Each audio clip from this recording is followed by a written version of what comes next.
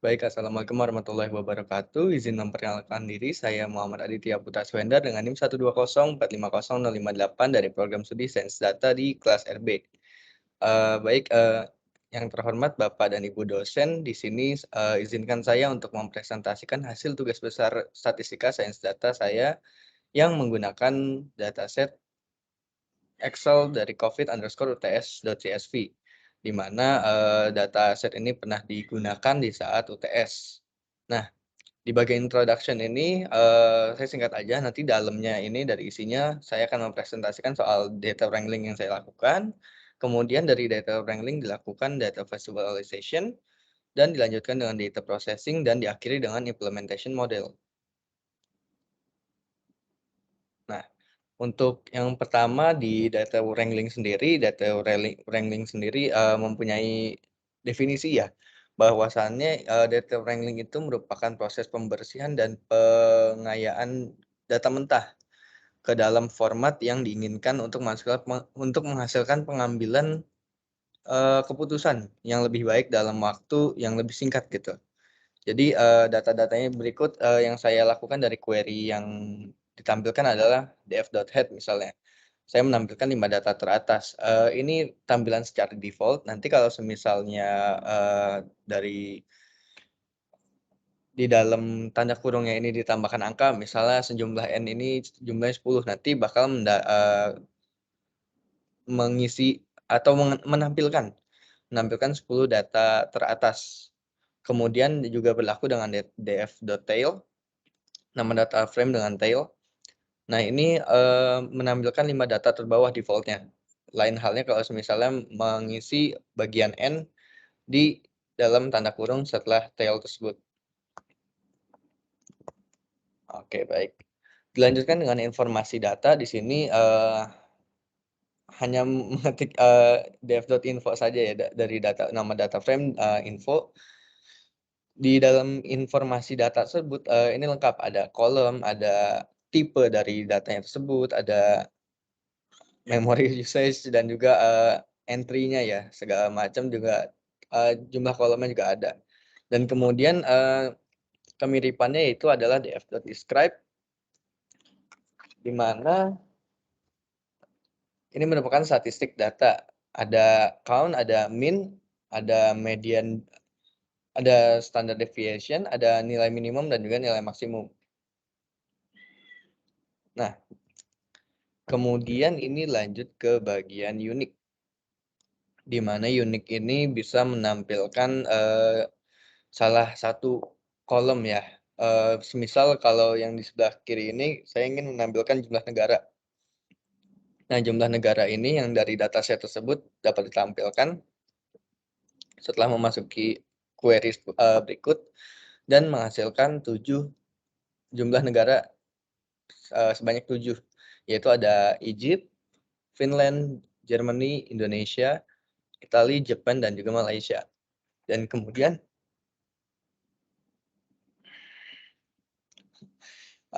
di sebelahnya yaitu, saya menampilkan jumlah varian COVID, di mana varian COVID ini ada sebanyak 5, yaitu Alpha, Beta, Gamma, Mu, dan juga Omicron.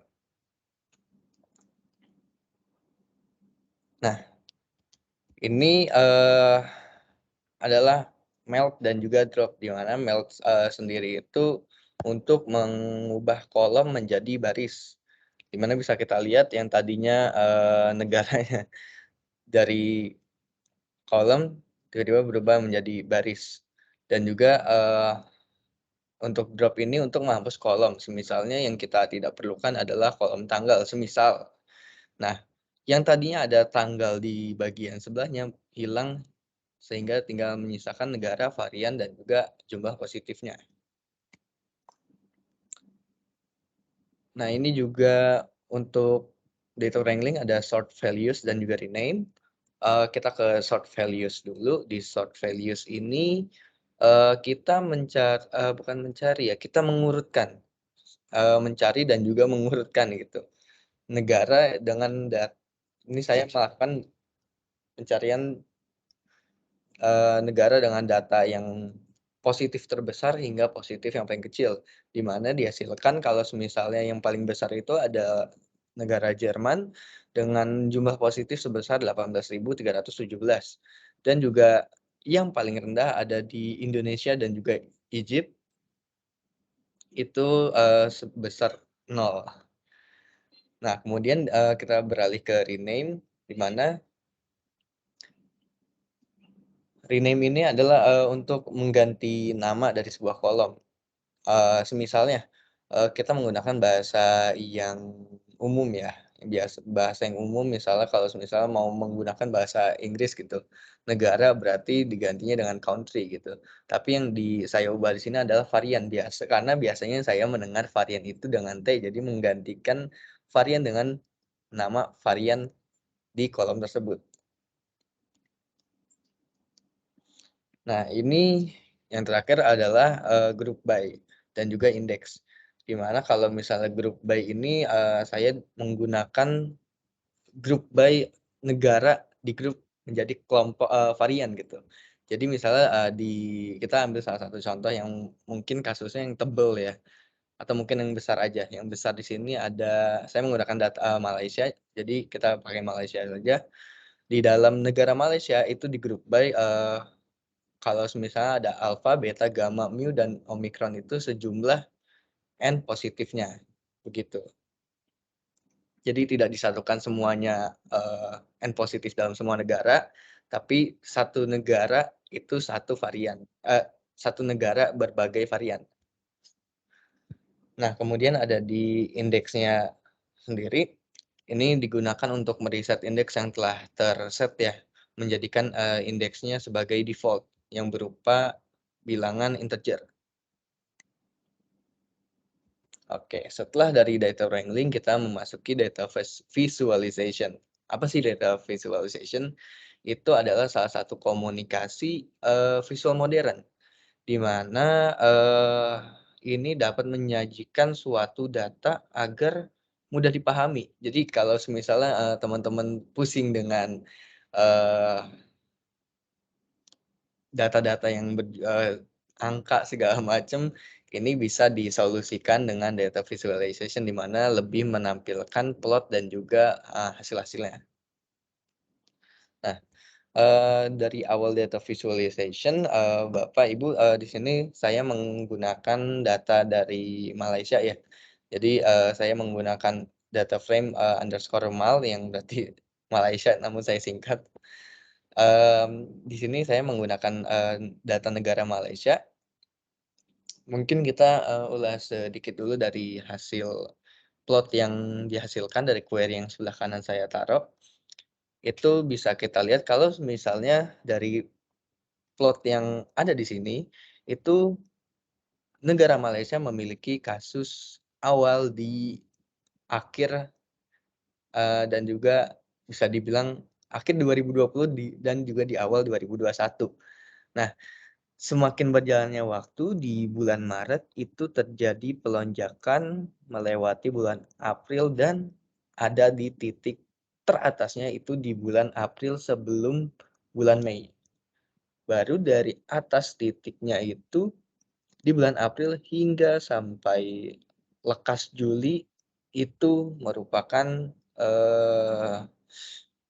penurunan secara signifikan.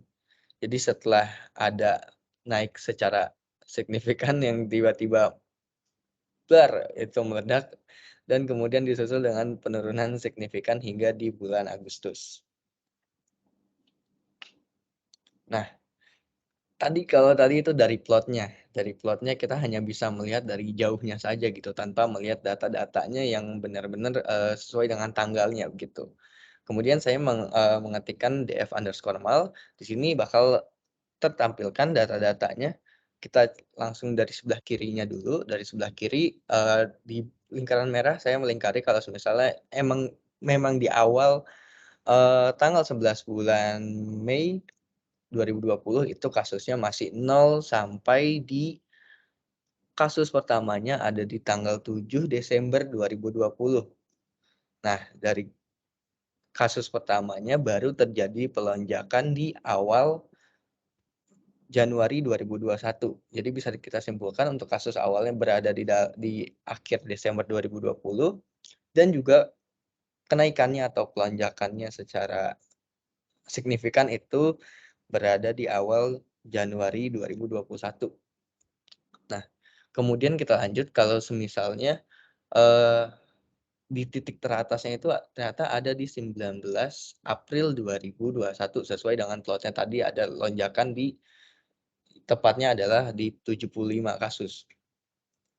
Nah, setelah dari lonjakan tersebut, terjadilah, penurunan yang secara signifikan ya, berangsur-angsur dari 75 ke 69, 48, 29 hingga seterusnya sampai, pernah nol lagi di Malaysia itu di tanggal 23 Agustus 2021. Baru, bisa dibilang stagnan ya, stabil ya dari 1 ke 11 sampai 5 di dataset ini ya. Mungkin di dataset yang lebih lengkapnya lagi, lebih banyaknya bisa lebih kelihatan lagi gitu, oh ini hasilnya seperti ini, gitu Bapak Ibu. Oke, kita lanjut ke bagian data visualization dari scatter plot. Nah, dari scatter plot ini kita bisa visualisasikan bahwa jumlah kasus yang paling banyak ya, itu ada di Jerman, di mana bisa kita lihat ini scatter plot-nya paling tinggi, dia menyentuh angka di atas 17.500. Lalu kalau misalnya kita lihat ini disusul dengan Jepang, Italia, Finland, dan juga baru di negara Asia dengan tingkat yang masih rendah ya, kalau misalnya dari dataset yang kita miliki. Itu ada Indonesia, Malaysia, dan baru Egypt.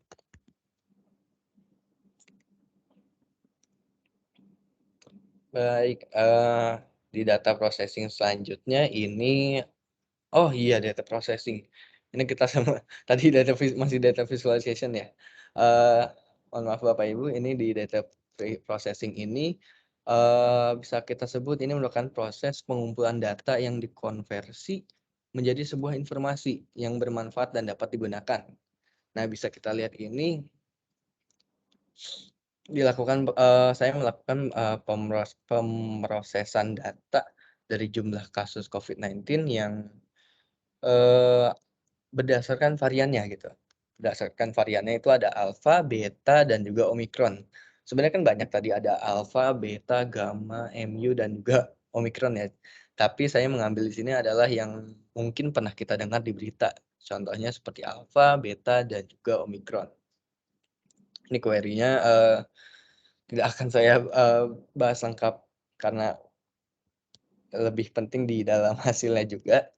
Eee, nah, dari hasil ini kita bisa melihat nih, kalau misalnya kita bandingkan dari Jerman, mungkin Jerman yang paling banyak, itu mendapatkan, varian alfa sebesar 104.138 totalnya, dan beta disusul dengan 2.303, baru omikron itu di 2.270. Baru dari, negara yang saya tadi bikin plotnya yaitu Malaysia, itu ada varian alfa dengan jumlah 33, kemudian beta 273, dan juga omikron di 17.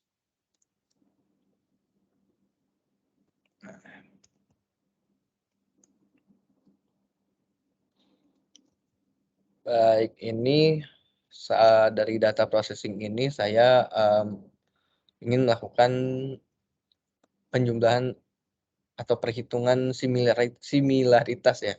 Namun, sebelum itu, saya mendefinisikan kalau misalnya similaritas ini sebagai jarak R yang dihitung menggunakan yang ada di dalam atas ini, Euclidean distance pada, 5 negara ini, Finland, Indonesia, Italia, Jepang, dan juga Malaysia.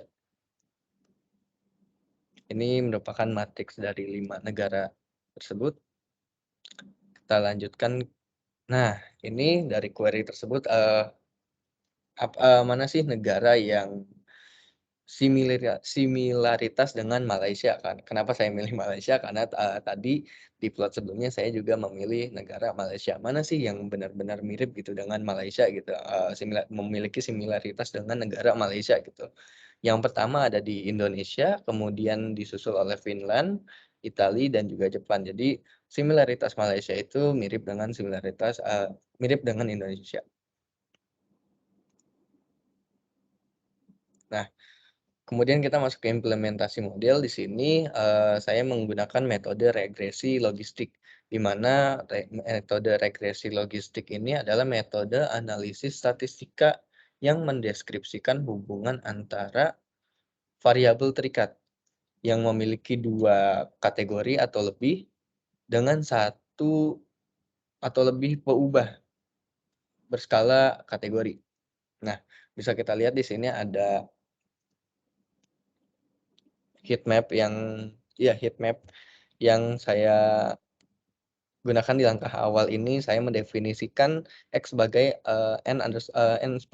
n positif ya, dan Y sebagai negara. Jadi bisa, eee, saya juga mengambil data secara acak ya dari Y-test-nya itu sebesar 50%. Mungkin, teman-teman yang lain berbeda gitu, Bapak dan Ibu. Saya menggunakan, bukan sampel ya, acak Y-test ini sebesar 50% atau mungkin 0,5 di dalam query codingan. Ini mohon maaf saya nggak masukkan di dalam sini ya, eee, karena sudah saya masukkan juga di laporan untuk query codingannya. Nah, kemudian dari model implementation ini, saya mencari classification report dengan, Y-test ya, dan juga predictions, mencari accuracy score gitu, yang di mana di dalam hasil ini ada precision, recall, F1 score, support, dan juga accuracy lah. Nah, baik lagi mohon maaf Bapak Ibu untuk, eee, codingannya saya sudah masukkan di dalam laporan, karena kalau semisalnya mau saya masukkan di dalam presentasi ini, takutnya, gimana, lebih mementingkan dari hasil data ini. Mmm, dari hasil di sini, ini mungkin kita bahas dari precision dulu ya. Ini kan ada banyak nih, dari precision, recall, F1 score, dan juga accuracy. Nah, precision ini bisa kita lihat kalau semisal jumlahnya ini ada banyak di Jerman, di mana itu sebesar 0,30. Yang dapat disimpulkan dari data precision 0,30 ini adalah bahwasannya, Germany ini merupakan sebuah negara yang terbukti dengan kasus COVID-19 terbesar, di mana sudah kita lihat tadi itu mencapai, ribuan digit. Digitnya juga lebih banyak daripada, negara-negara lainnya ya. Kemudian dari recall ini kita bisa melihat kalau semisalnya Indonesia memiliki recall terbesar yaitu di angka 0,95, di mana, prediksi COVID-19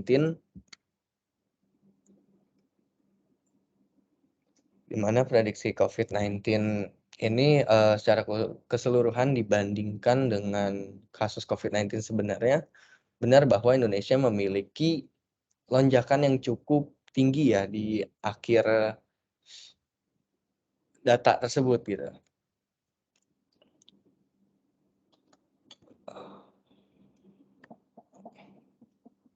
Dan kemudian, kita lanjut di F1 score juga Indonesia, memiliki, F1 score tertinggi yaitu 0,27.